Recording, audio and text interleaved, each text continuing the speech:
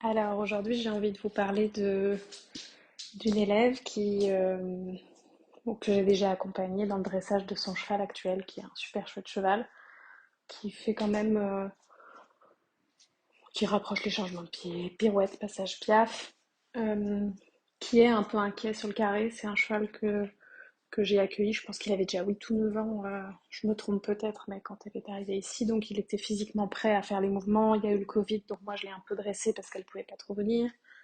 Et puis je l'ai mise avec, c'est quelqu'un qui est pas maladroit. Mais par contre, c'est un cheval qui est très inquiet de par ce qu'il a vécu avant, je pense, avant qu'elle ne l'achète. Euh, ouais, il devait avoir 9-10 ans moi, quand je l'ai eu ici. Et je pense qu'elle avait dû l'acheter un peu plus tôt. Je dois me tromper. Mais enfin, globalement, comme ça, vous avez les grandes lignes. Et cheval à l'origine un peu attelage, qui avait été monté un peu fort. Et donc, c'est un cheval qui est très inquiet sur le carré. Donc, on travaille beaucoup là-dessus. C'est presque plus un travail que les mouvements. Je suis un peu angoissée. Et il prend de l'âge, je sais pas quel âge il a maintenant, mais il prend de l'âge et elle se dit voilà, j'achèterais bien un poulain, c'est le rêve de sa vie. Limite financière, elle s'est installée entre temps. Et je fais naître un très bon poulain cette année, vraiment un très joli poulain. Et elle me dit écoute, si je peux te régler en plusieurs fois d'ici le sevrage, j'aimerais vraiment acheter ce cheval. Bon, je vous pose le décor. Pourquoi? Parce que là, je lui envoie des petites photos du cheval, je prends un peu des nouvelles, parce que moi je vais sur le terrain régulièrement pour la voir, elle, et la faire évoluer avec le cheval qu'elle a actuellement, et qui fait être un super tonton, je pense. Bon, après, des fois, on se dit que notre cheval va être un super tonton, et finalement, c'est un autre cheval de l'écurie qui prend ce rôle-là, parce que le nôtre, finalement, est un peu jaloux, n'accepte pas toujours. Il faut pouvoir ne pas rester figé dans ses idées. Mais la voilà donc propriétaire du poulain. Et je lui dis, mais passe le voir. Elle est venue le voir une fois. Elle me dit, écoute Audrey, si tu me dis qu'il est bon, je te fais confiance. Oui, je pense que c'est vraiment un très bon poulain. Et bah, il a vraiment des bonnes souches. Le père fait vraiment des bonnes performances. Et on aime tous beaucoup la mère. Et, et du coup, je dis, mais passe donc le voir. Viens passer un peu de temps avec lui. Ah oui, mais alors, c'est pas trop possible maintenant. Quand je passerai, on fera le premier de l'école. Et elle est déjà en train de se mettre une pression dingue de il faut qu'on fasse une séance ensemble pour mettre le premier. Alors que moi, je m'occupe de ça. Il a déjà donné ses pieds, il a déjà eu l'école. Mais elle est en train de se mettre une presse de faire tout parfaitement.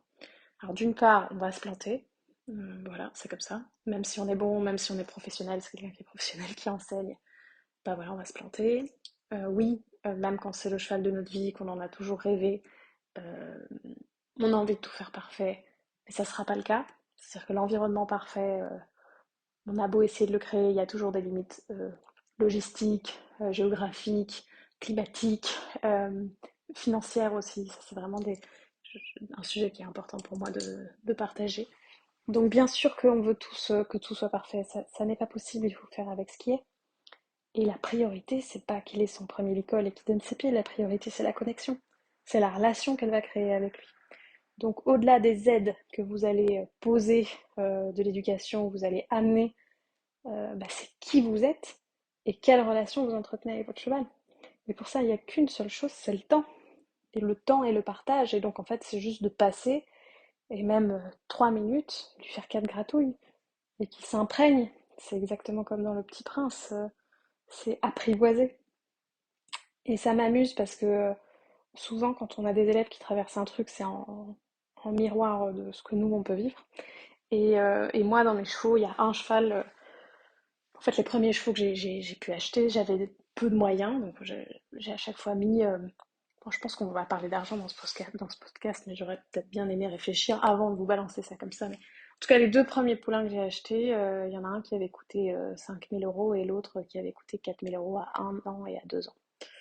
Et voilà, et au début j'ai commencé avec des budgets un peu comme ça, en payant en plusieurs fois, l'éleveur en l'occurrence, qui est l'éleveur dont j'ai repris la souche par après, faudra un jour que je fasse plus ou moins mon histoire par ici.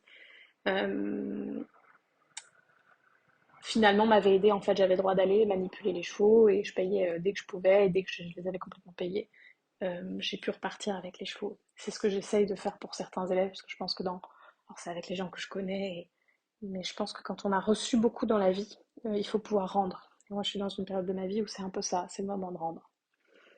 Et je me suis perdue en chemin. Tout ça pour dire pourquoi j'ai parlé d'argent. Qu'est-ce que je me suis perdue encore? J'ai parlé de l'éleveur. Enfin, tout ça pour dire que, ah oui, l'effet miroir.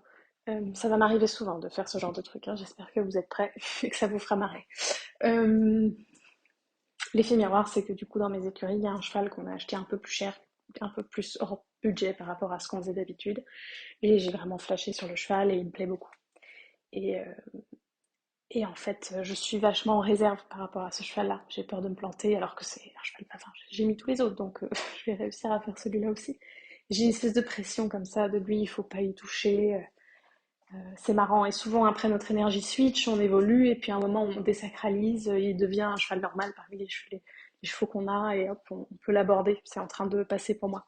Du coup, ça m'a beaucoup amusé de voir mon élève qui passait par ce truc et de devoir lui dire écoute, tu vas te planter. L'idée, c'est de passer du temps avec, c'est de créer une connexion. Je suis souvent tard, moi, dans le travail de mes chevaux parce que je favorise vraiment la connexion. Je favorise de pouvoir avoir cette confiance mutuelle, qu'on puisse aller partout ensemble et qui est vraiment ce rapport de jeu et de pouvoir compter l'un sur l'autre avant tout parce que j'ai toujours vraiment une vision très long terme. J'aime bien quand je dresse des chevaux avoir une vision très long terme, même si dans la réalité, bah, il y a des chevaux qu'il va falloir que je dresse pour d'autres personnes, pour qu'ils puissent passer leur vie auprès d'autres personnes. Je suis en train de faire ce travail-là pour moi aussi parce que c'est dur, lâcher prise, lâcher le contrôle, faire confiance. mais, euh, mais dans l'idée, le plus important, c'est la connexion que vous allez créer avec le cheval. Le plus important, c'est d'acheter un cheval que vous aimez. Là, vraiment, quand elle est venue, enfin, c'est-à-dire quand le poulain est né, elle a directement flashé sur le poulain. Quand elle est allée dans le pré, elle s'est dit vraiment ce tempérament, j'ai un truc pour ce cheval-là.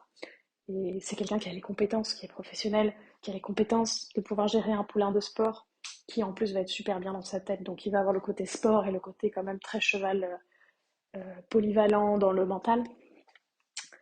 Et donc, elle peut avoir confiance en ses compétences. Moi, je peux avoir confiance en mes compétences pour le cheval que j'ai là. Mais par contre, parfois, on se met une pression et on oublie que l'essentiel, c'est juste de donner de son temps et de sa présence. De son temps, de sa présence et de son amour. C'est quelque chose qui ne s'achète pas. C'est se déposer là et, et être dans le partage. Donc, parfois, quand vous savez plus trop quoi faire avec vos chevaux, ou si vous vous mettez trop de pression, bah, reprenez le temps juste en fait de vous asseoir, de les emmener pour aller brouter, euh, de revenir à des choses hyper simples. On a mis le mot travail exactement comme on a un peu. Enfin, le mot travail est une création de l'homme, le temps est une création de l'homme, même si le temps passe comme on l'entend dans sa globalité, mais les heures, les repas, tout ça, c'est une création de l'homme. Cette notion de travail et de séance, c'est une création de l'homme. Quand vous passez du temps avec votre cheval et que vous partagez quelque chose avec lui, qu'il y a une aventure commune, peu importe quelle qu'elle soit ce jour-là, bah, quelque part, vous enrichissez la relation. Donc, quelque part, vous travaillez votre cheval. Après, ce sont les mots qu'on met. Donc, vraiment, au moins, vous dissociez travail, pas travail. Au moins, vous vous concentrez que sur le faire, mais sur être avec et jouer avec. Au plus vous avancerez ensemble, je pense, avec plaisir et sérénité. À bientôt.